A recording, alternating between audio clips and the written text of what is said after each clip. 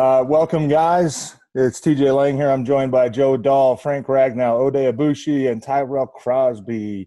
We unprecedented times we're going through, obviously, throughout the past couple weeks. I guess we just want to check up with you guys, kind of see, first of all, what you guys have been doing to do your part to stay safe and stay healthy, and second of all, how the heck are you guys staying in shape right now with all the gyms closed? So I guess as the elder statesman in the group, Joe Dahl, we'll start with you. I know you're quite the weight room warrior, so this lockdown's got to have you going a little bit stir crazy. How have you been? Oh, yeah. How have you been handling your your training duties so far in the past couple of weeks, especially? Yeah. You know me, I can't go long without getting a pump. So actually, I got really lucky in this whole thing. A couple months ago, I put together a little home gym in the garage. So to tell you the truth, nothing's really changed for me in this quarantine. I mean, we're living the same life. Me and my fiance, we talk about it all the time. The only difference for us is we don't go out to dinner anymore. That's about it. Everything else, the exact same. Yeah. So even if you didn't have you usually do your off-season workouts at your house, is what you've been telling me. Has that been a recent switch for you?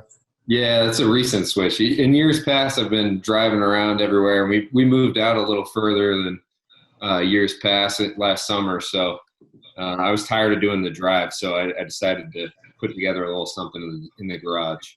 Oh, there you go. You might be one of the only self-motivating people that I know, because I cannot work out by myself. I need some way to kind of kick my butt into shape. I won't lie to you. Sometimes it's hard, but it's kind of nice to have a little flexibility too. You can just walk out there whenever you want. Yeah, no, I hear you. Frank, what about you? I know you do a lot of outdoor activities, as we could see on your YouTube channel. Go ahead and give it a shameless plug with Grizzly Man Outdoors. Does that sound about right? Yeah, Grizzly Man Outdoors. This is an old hat because I catch so much fish, but they're nicer. Anyways, Instagram, Grizzly Man Outdoors, YouTube, Grizzly Man Outdoors, Twitter, @Team Grizzly Man.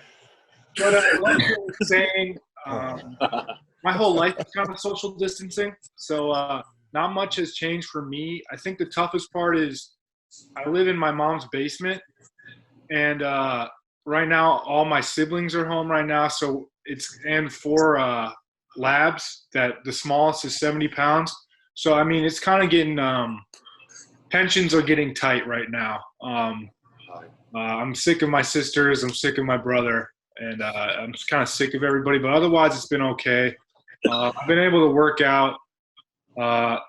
There's a gym nearby that has allowed me to go in early and just work out by myself. So that's been nice. But otherwise, it's been pretty normal, just fishing and working out and hanging out with my dog. Well, I got to tell you, you're going into your 3rd year in the NFL. You were a first-round pick. So if you do want to venture out and get your own house or apartment one of these days, I'm sure you've got the financial stability to do so.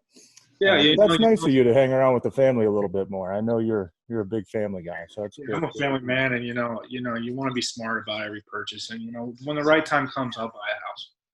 Let's go to Cross. What are you? I know you're a big Vegas lifestyle guy, kind of the nightlife for the night of the party, life of the party out there and on the strip and the boulevard. So give us some thoughts. What have you been up to now that all your favorite casinos and bars and restaurants have been closed down for a couple weeks? First couple days was miserable, nothing to do. Then that's why I set up a pretty much outdoor TV, and I got bored. I'm inside too much. So. Big time, man. Must be nice. Is that your 3rd house in Vegas? Which house are you at? Are you in Vegas? Is that the 3rd one you're in Vegas? Oh. Do you miss your barber? Yes, I do. Even though I could just do it myself. But you've been cutting your own hair, it looks like, huh? Go with the good old 0. Boy. Training wise, I mean, have you found similar to ways Frank to be creative at home or what? So the first week of quarantine, there was no gym that I could find that would let me in early, and then so I've just been doing random stuff at home. Then there's a gym just 10 minutes from me that let me go in early and just do whatever I need. 10 minutes early, so you only need 10 minutes to get a workout. No, 10 minutes away. Oh, okay. Oh. Yeah, 10 minutes away. Hey, I thought it was a high intensity workout. So walk out. Oday, I want to go to you next because I know we're going to transfer over to a more serious note. I know there's been some articles about you here the past couple weeks about helping out. And I think you got some family or sister maybe who works kind of on the front lines with the hospitals out in New York. Tell us a little bit about what you've been doing to help out. I mean, I'm just trying to do my part as far as, staying inside and trying to be quarantined and kind of taking some sort of direction as far as, just not enabling any like more infection or any sort of, dangerous. So I just try to do my part. My brother's in his residency in Brooklyn, actually, in a hospital at two of the main hospitals. So he's on the front line of working there. Has the ER internal medicine right now. And he's been on the forefront of it, so he's been doing his thing. He's been working the night shift, so he's seeing everything firsthand. He's seeing, a lot of, the effects of whether it's, the lack of hospital equipment or safety equipment to, just honestly an immense amount of bodies, where people can't really, know what to do with them. So, at this point in New York, outside of every hospital, for the most part, out of the four major hospitals, there's nothing but refrigerator trucks out there, housing the bodies because it's just gotten so out of control, especially in New York City, as crowded as you guys know it could be, it being one of the epicenters of everything right now. And Frank, I know you've been doing your part as well here. I know you've been reading up a little bit, but why don't you tell us what you've been doing? I know you've been helping out in your home state of Minnesota and the two places you've played most of your football with, Arkansas and Michigan. Tell us a little bit how you're helping out through this epidemic. Yeah, I was just thinking because the name of the game is social distancing, so you can't really go out and do much. Yeah. So I guess I thought and then I thought about how much I love food and how much I enjoy like every meal and how much I enjoy eating a lot and being a larger man. And then I thought about people Smallest one in the room. struggling. I just got great metabolism. Struggling to go from meal to meal. So then I just thought about, okay, then I'll help people out. So then I guess I just wanted to help out each community I've been a part of. So I decided to give $10,000 to Minneapolis area / my hometown kind of local community, $10,000 to kind of near the University of Arkansas, and then $10,000 to the Michigan Detroit area to try to help feed people. And then I was also, I guess the Michigan Detroit area, I was donating to Coach Caskey's drive, which was a pretty cool idea by him. So I gotta give props to him. Yeah, that's great, man. I applaud both you guys for helping out, and I know we all have either family members or friends who are affected by this in one way or another, whether they're working or whether we know people who've gotten sick. Let's switch over to a little bit of the football stuff. I know it kind of seems like might be a little ways off before you guys start to get back in the building and, get jumping around there in the locker room, the weight room with your teammates. And a lot of uncertainty right now going in the off season, I guess. First of all, do any of you guys think that it is going to be a normal football season, or are you guys looking forward to getting back in the building, or what's your thought process right now with that? Let's start with you, Joe. Yeah, I mean, nobody's really gotten any clarity at this point. I think every by year in terms of everybody who's doing the planning. And I think for me, I would love it to be as normal as possible, but as long as the thing is we're doing what's best for everybody's health in the country. But yeah, I'm excited to get back. I think that towards the end of the year, we were moving in the right direction. And yeah, I'm just excited to be back as soon as possible, whenever that is. Yeah, that takes me to another point too. I think you guys are obviously going to have to start, I would think, some more of these meetings with the coaches and, maybe with some teammates or whatnot when we start rolling into sort of the end of the month in May and June, just to try to stay ahead of the schedule, because the last thing you want is to go into training camp with no OTA, no sort of practice. But Frank, is there a little bit of comfortability that on the offensive side of the ball, at least you return the offensive coordinator, the majority of the offensive coaches are coming back. You know the scheme's probably going to be very similar to what it was last year, especially like Joe said, when you guys were rolling there a little bit. Does that give you more comfortability knowing that when you do go back, you're not going to have to play a ton of catch up as far as schematically or, the IQ part of the game? You guys can just get back into the playbook and start rolling from there? Yeah, 100%. I think just going into the same system, having everything kind of being installed that we already know, I don't think there would have been much new installation going into OTAs if they get canceled or whatnot. So that's a good comfort part. And I think I saw the other day that the league released a memo where they're able to send our iPads. So being able to watch film and kind of learn from this past season, and then I'm sure the coaches will be able to send some sort of assignment or whatnot, and just kind of knowing that it's going to be the same lingo, the same terminology with Hank, because I'm sure Hank's not going to change much terminology wise. So that'll be huge for the offensive line part, just kind of knowing the same scheme and terminology. And then we're just going to have to do a better part of just communicating and blending as a group and trying to be able to at least develop some sort of chemistry, whether it's virtually or on the phone or whatnot. Right. Yeah, that's a good point. I mean, I know, switching subjects a little bit, Tyrell and Oday, every year is different, right? You go into the next football season, the rosters are never the same.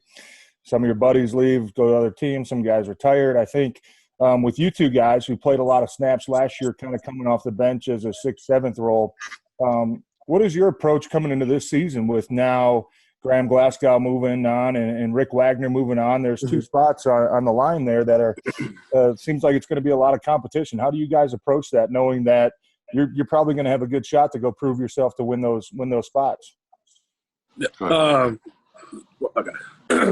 Yeah, just especially with everything going on, you just got to really focus and just be aware of what you're eating and just make sure you're not getting too lazy and just sitting inside all day. Make sure you're getting up and just do the most that you can with everything that's going on around you.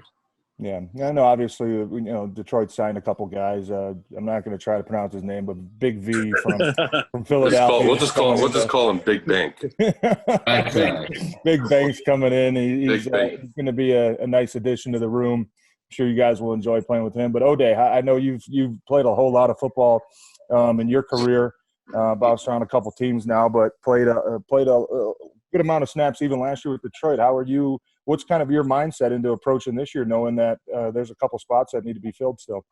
It's the same mindset every year. When I train, I've been in a position where I've competed for plenty of spots before. So I've been in this battle before. And, it really comes down to, for me, is just kind of perfecting myself and trying to critique myself and worry about myself, when it comes down to my nutrition, my training, everything I do. I just try to find a way to be better at it. And just, I feel like every year I've been in the league now going to my 8th year, I've gotten better at approaching the game, at playing football. And for me, I feel like that's a big turn up because of just my approach in general, as far as me just trying to hone it on my own and controlling what I control, being a business like the NFL and not having much pull, as players, so to speak, right now, just being able to control what you can control and move forward and, let everyone else make their decisions. So for me, it's a matter of just, honing in on myself and trying to perfect my craft. And I know what I'm capable of doing and what I'm not doing and try to get better at the weaknesses and the strengths.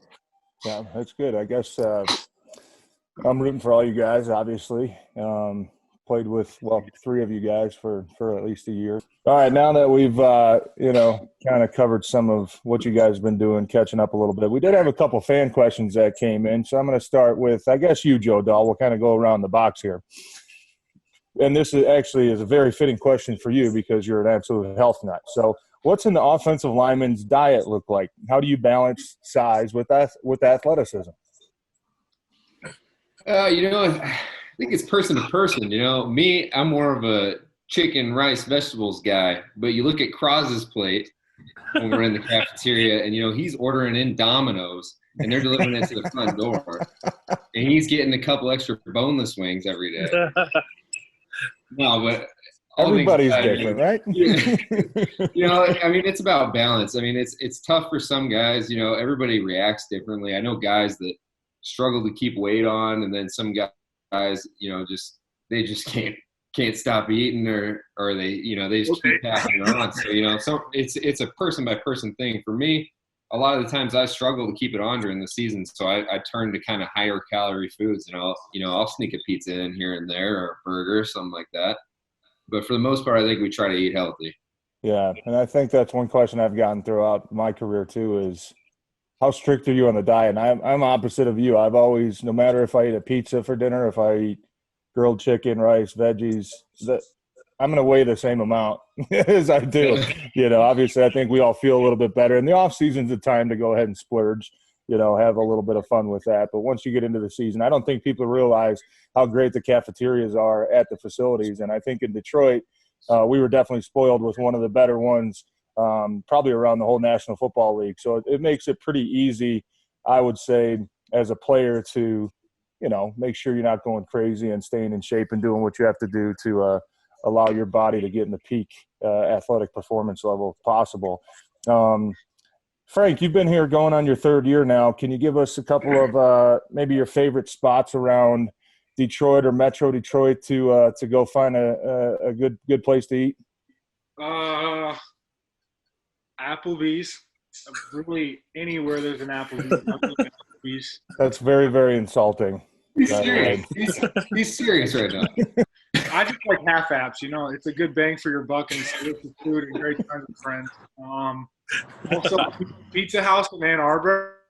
Yeah, that's a good one. Pizza House is nice. Delicious. And then there's a place called, I believe it's called Maze in Ipsy. Yeah, Maze. Good spot. Good. I took Cross and Oday there once, and they loved it. That's delicious. Was that the Spanish spot we eat that at? Yeah. Solid.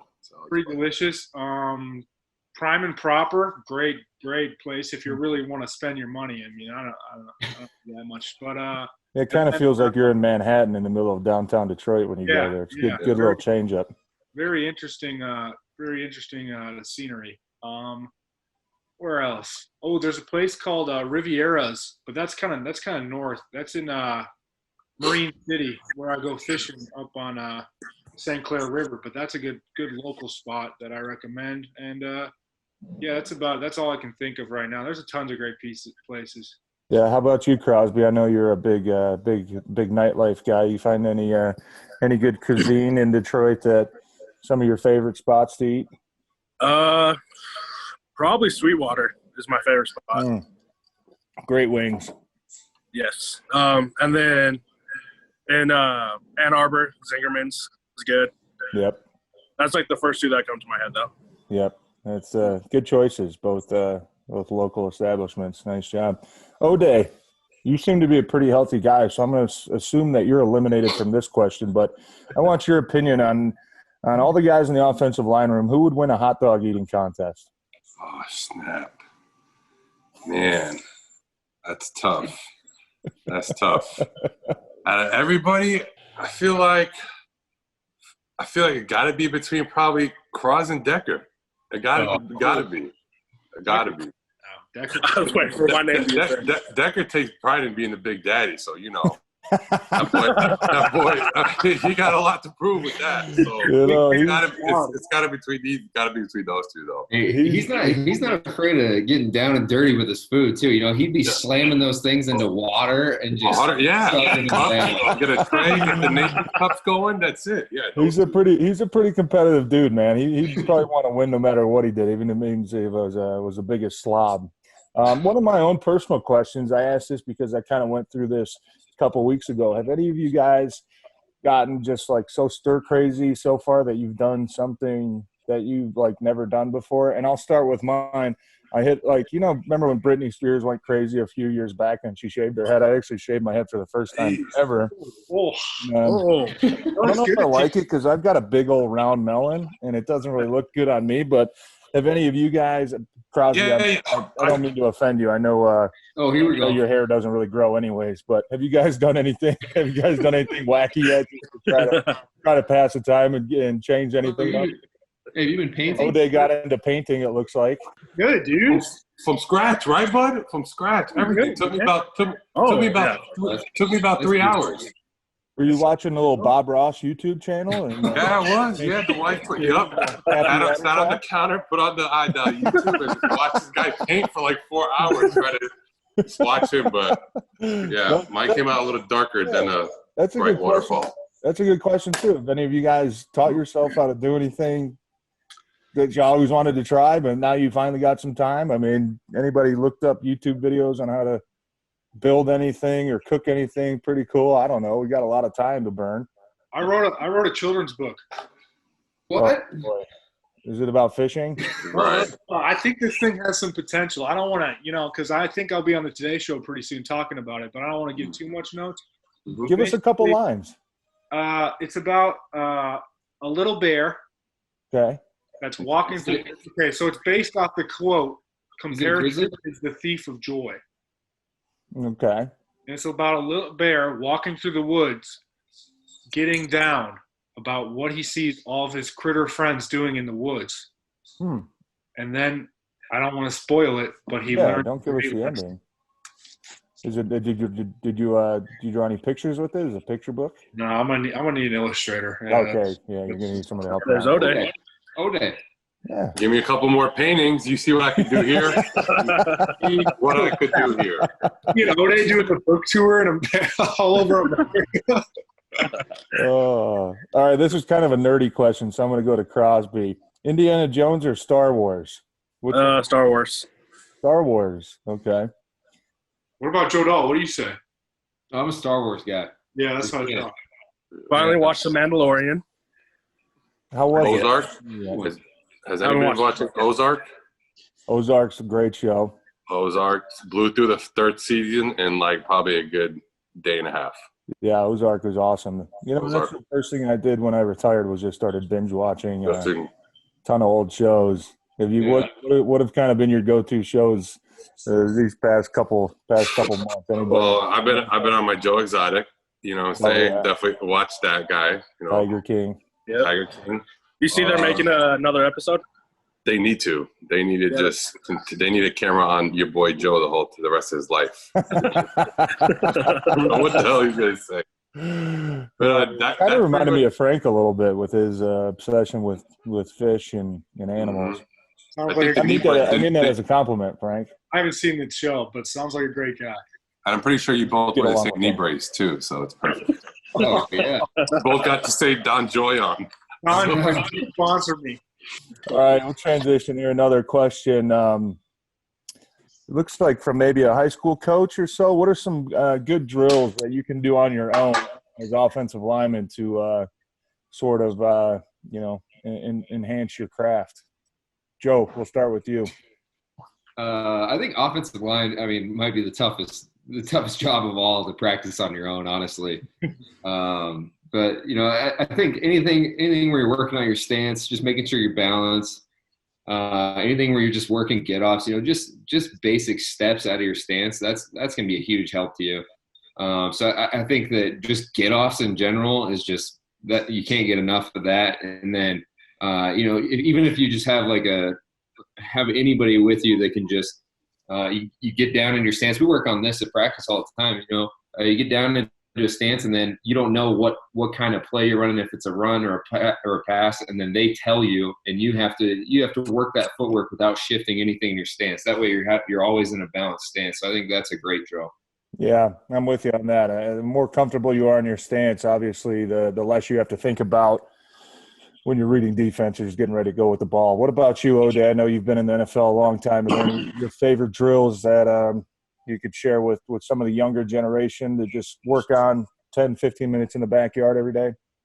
Yeah, for us, it was, Joe, a little based off of Joe said, for offensive line, a lot of, our plays start with that first step, or, having that solid first step, that perfect step. So a lot of, with this time, I try to hone in on a lot of things, a lot of the details, if I'm pivoting, maybe if I'm understepping on a lot of things, if I see myself, taking false steps. So I try to just rep it out to the point where, it just becomes, I'm not even thinking about that, and I'm not even thinking about that false step. So sometimes it's just a matter of doing the smallest little things a million times so they become just something that becomes a daily in your game, in your stance, or, you know, whoever you decide to work on or work with it. Yeah. What is the funniest trash talk you've ever heard on the offensive defensive line? Let's start with you, Frank. PG rated. My rookie year, I was referred to as Highway 77. All things were open. That one shook me, but I was back locked in right away. Who called you that one?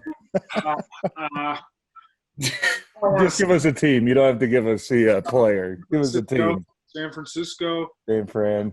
Yeah. But I also had Linval Joseph. You know how he likes to extend his arm a little bit, but right after he did that, he asked me to go fishing. That was cool. Oh, nice.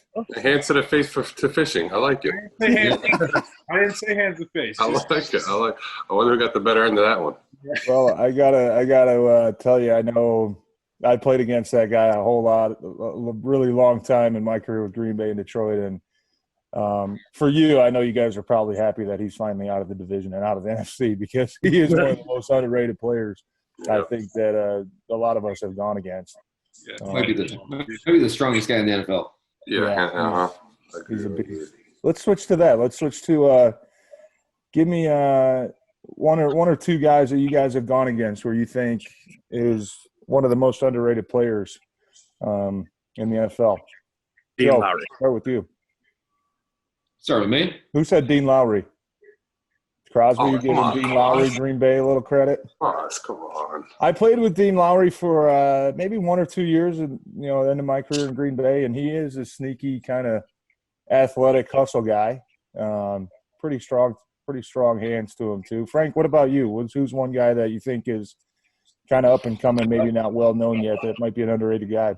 I think Dalvin Tomlinson for New York is a really good player, and I don't think he gets talked about enough as one of the top noses, but I think he's one of the top noses. Yeah, he's extremely strong. Joe, what about you?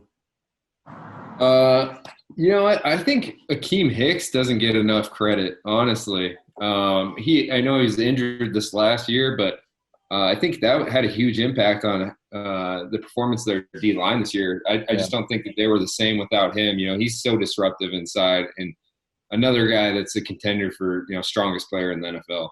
Yeah, I'm with you. I think Khalil Mack gets most of the attention on the D-line, but when you saw when Akeem, and I had probably 4 straight years of battles with that guy. I mean, I got to watch him grow as a player and just to see how good he became. One of the toughest guys I've ever had to block by far.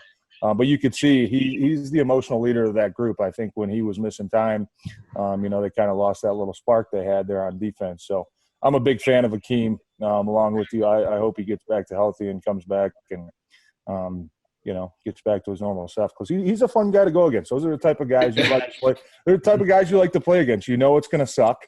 You know, he's a big, strong bear. You're going to have to try to move. But at the end of the day, he's the type of guy that, win or lose, you can shake his hand. And I know he's got a lot of respect for you just as much as you have for him. What about you, Oday? You've played a lot of ball. Who do you think is one guy that kind of sliding under the radar a little bit on the defensive line? I wouldn't say sliding red, but homeboy from Green Bay too, the nose tackle Clark. Kenny Clark. He's not a guy I feel like many people talk about or, you know, jumps out on the stat board, but he's, you know, you turn on the film, he could be pretty disruptive. He's shorter, you know, he's stockier, he's got that quickness. I think he does a really good job of kind of feeling your leaning, stuff like that, because he likes to do the whole, you know, arm over or pull you forward, kind of catch yourself over. I think he's a shiftier, smaller guy who makes a lot of plays. Honestly, I think a lot of the, you know, their defensive success last year kind of ran off of him being able to control that middle there. So I thought he was a pretty good player. Been a pretty good player, but he's gotten better every year since he's been. He's a young guy too. He was drafted. I think he was only 20 years old when he got drafted. So he's going into his 5th year. I think he's only 23 or 24. So he's got a long career ahead of him still, which is pretty wild. Last fan question we had. Crosby, we'll start with you. Yep. It seems right up your alley. What is your go-to karaoke song? I'd honestly probably say Celine Dion, My Heart Will Go On. Not Easy one to surprised know. Yeah, kind of seems right up your alley. Frank, what about you? I know you're a big karaoke guy. You like the spotlight. What's your go-to? I can always nail "Bleeding Love" by Leona Lewis or "Ice Ice Baby" by Vanilla Ice. Oh, yeah. Didn't see that one coming. All right, I'd Wow. like to see that. Good curveball there. Oday, favorite go-to karaoke song? Oh, man. I'm not sure I really have one, but I've been on this little recent kick. The Weeknd came out with a little album. He's got a few little bangers on there, dude. I get in the car for a workout, and it's just me in there. I'm letting him sing. I'm letting these pipes roll. So, do I know the words? No. But in my mind, I'm making up the words, and it just sounds good to me. So, for me, it's more of just a beat that I could rock to. Words, they come and go. There you go. Joe. You got to read the room when you're at the bar, Yep. singing karaoke. But the establishments that I'm usually at, a little Garth Brooks, Friends in Low Places, that'll usually come in. Yep, that's a go-to, all-time Took classic. that move. Read the room, baby. Yeah, you got to read the room. What about you, TJ? Oh, you know what? I've sang karaoke a couple times throughout my retirement the last year and had a good time with it. I'm with Joe, man. You got to read the room, dude. And Santeria by Sublime's always a pretty Ooh, good. Ooh, yeah, I there like you it. go. Got a little part. What kind of places are you hanging out at? A little rougher, probably you guys are used to, but That's 25 or older places. good time. Joe, I did have a write-in question with one of our old buddies, Travis Swanson, wanted to know why do you have to wash towels if you clean your body first and then dry off with them? Shouldn't they always stay clean? That's why I never wash my towels. Never wash your towels. No, I'm kidding. I don't think you are. You guys are telling me you wash your towels? I mean, my wife washes mine. My wife makes Yeah, it. My wife once does a it week by at least. default. Once a I don't week. know if I would if my wife didn't, but yeah, it makes sense, right? If you're cleaning off drying off a clean body, why do you have to wash it? I don't know. Doesn't make sense. Hey, he might be onto something. Maybe we're just seeing water destroying the environment. That kind of has me a little held up right now just thinking about that. Clean, why you need to wash your towel? And Yeah, I get the bed sheets, the towels though I don't get, right? I don't know, whatever. Anyways, why the bed sheets though? this was a lot of fun. Thank you guys for joining me. I think Frank, I'm gonna go to each one of you. Give us a little bit of closing words about because obviously each and every one of you guys has a big following and a big voice.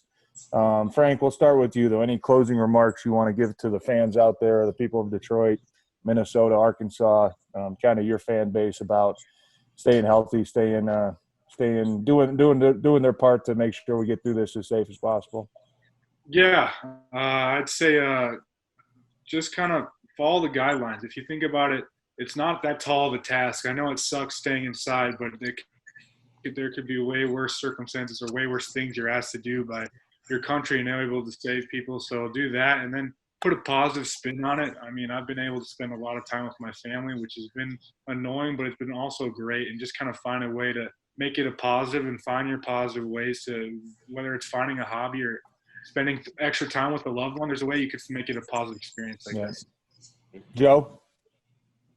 Yeah, I mean, same thing. Just follow the guidelines. Just make sure you're being smart about everything. And that was a great point by Frank. Just use your time inside to reach out and build new relationships, be productive. But especially the people back in Detroit, we know you're getting hit hard right now. And just know that we're all with you. We all care about, the city a lot. And we're going to do everything we can as a team to help. Cross. Yep. Similar to Frank, just especially like the mindset you take during this. A lot of people are saying they're stuck inside, but I saw somewhere, I think it was on Twitter, just change it up and say you're staying safe inside. Just how you this kind of quarantine thing is however you want to make it, and just keep positive throughout it. Wait, Cross, you're on Twitter? No, never. Especially YouTube. Never on YouTube either. Oh, big Twitter guy. Oday, final remarks. I mean, just to everyone, do your part as far as everyone, trying to help, tackle this whole epidemic, together and as far as not social gathering and keeping distance, but work on yourself. It's a good time, that normally you want to have, or a lot of people want to have to just sit there and work on themselves and truly, try to pick up a new craft or whether it's, work on a relationship that you've had. So just a good time to work on yourself. And if you get a chance, a good time to learn how to paint because, painting is a good one. But no, seriously, everyone out here needs to do their part in moving forward. And, Detroit needs, as well as any other city and state in this country, to continue to try to follow guidelines and help each other out to the best of our abilities without putting each other in compromising situations. So, just keeping everybody safe and, hopefully get back to doing what we love to do and, give the city of Detroit, something to be proud about. Yeah. Well said, gentlemen. I think, like you said, Joe, Detroit's been one of the hardest hit cities so far by this virus, and we're thinking about all of our fans, all the people of Detroit. I'm a Detroit local, so it hits especially close to home for me. But you guys said it great, man. Everybody do your part. Stay home. Stay safe. Let's make sure we can get through this as soon as possible and as safe as possible. And I'm looking forward to seeing you guys all again soon. I hope you guys are all staying safe and healthy, your family and friends. And we got to catch up more often. I miss you guys. But thanks for joining me today. Joe Dahl, Frank Ragnow, Tyrell, Crosby, Oday, Aboushi. Know you guys are getting excited to get back to work hopefully soon and try to set the city and the nation get into more normalcy in our lives. So thank you guys for joining me. It's always good to catch up and talk to you guys. Likewise. Appreciate it, fellas. See you guys soon. Take care, guys. Hey, happy birthday, Joe Dahl. Happy birthday, Joe Dahl. Happy birthday, Joe Dahl. Big 2-2. Yeah, 28. It's all downhill after 21. Remember that, boys. Catching up.